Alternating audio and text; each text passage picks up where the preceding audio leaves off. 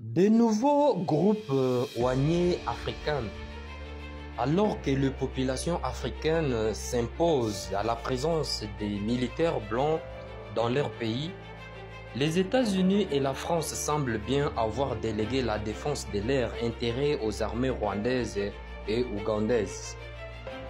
En 1993, soit 4 ans après la chute du Berlin, qui symbolise la fin de la guerre froide entre les camps des communistes, entre parenthèses Occident, et les camps des capitalistes dirigés par l'URSS.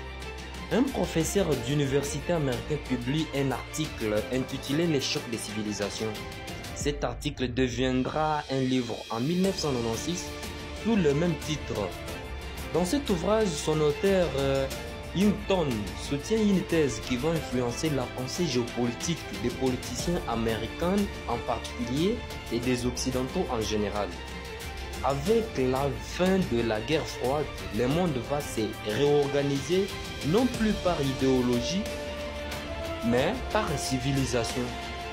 Les pays du monde entier vont se regrouper autour de 6 ou 7 grandes civilisations occidentales, orthodoxes, sud-africaines, négro-africaines, confuciennes, islamiques et tant d'autres.